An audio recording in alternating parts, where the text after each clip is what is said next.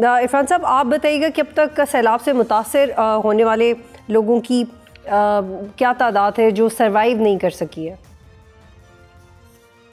जी बिस्मिल्लाहिर्रहमानिर्रहीम, thank you very much for having me. और इस वक्त पंजाब के तीनों दरियाओं में पानी के बड़े रेले वो गुजर रहे हैं और इससे अब तक अगर मैं आपको स्टैटिस्टिक्स शेयर कर सकूं तो हमारे 25 डिस्ट्रिक्ट्स हैं पंजाब के जो मुतासर हो चुके हुए हैं और लगभग 40 लाख आबादी जो है वो इन 25 डिस्ट्रिक्ट्स में वो इफेक्ट हुई है सैलाब से किसी न किसी सूरत में। और unfortunately 51 people have died since 26 of अगस्त जब से ये सैलाबी सूरत हाल है।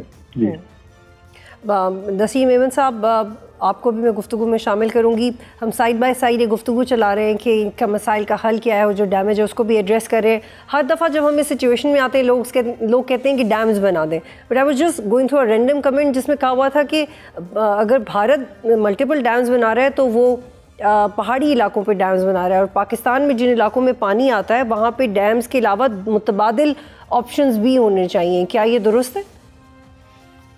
जी, हमें कुछ मुतबादिल का सोचना पड़ेगा। ये जो अभी सैलाब पंजाब में आए हैं वो खुद आए ही डैम्स की वजह से।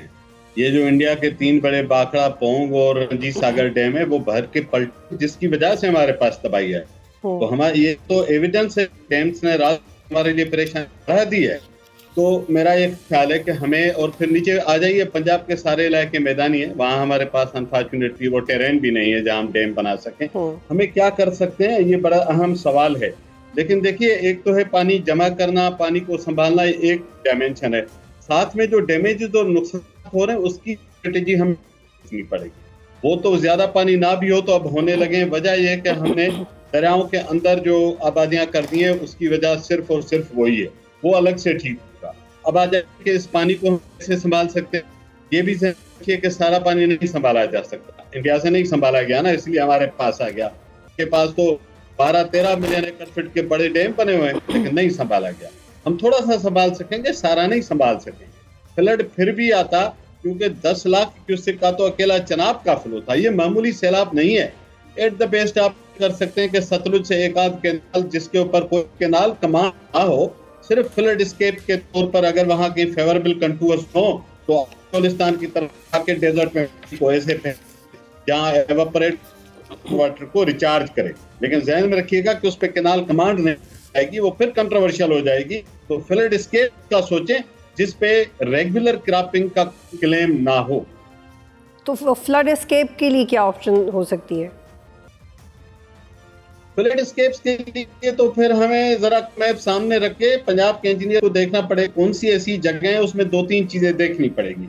एक तो स्केप कैनाल के साथ आपको वो ऐसा ढलान चाहिए फितरी जिससे वो आप उसको पानी को बहाएं तो वो नीचे खुद ही चला जाए। दूसरा, उसके रास्ते में इंसानी आबादियां ना हो। अब ये खासा बड़ा चैलेंज होता है क्योंकि हर तरफ इंसानी आबादी है, तो वहां से आप निकाल के डेजर्ट तक उसको ले जाएं जहाँ पे इंसानी आबादी ना हो। और तीसरा, वो लीगली कॉन्स्टिट्यूशनली तो शायद नहीं लेकिन लीगली ये क्लियर हो कि उसकी कोई कमांड एरिया नहीं डेवलप हो सकता। अच्छा, ये चूंकि फ्लड हर साल नहीं आता, ये ध्यान में रखिएगा कि सतलुज का ये फ्लड हमने इतने स्केल का 10 साल बाद देखा है। और सॉरी, चनाब का, सतलुज का 2 साल पहले एक छोटा फ्लड आया, रिलेटिवली छोटा, वो 35 साल के बाद का बड़ा फ्लो था।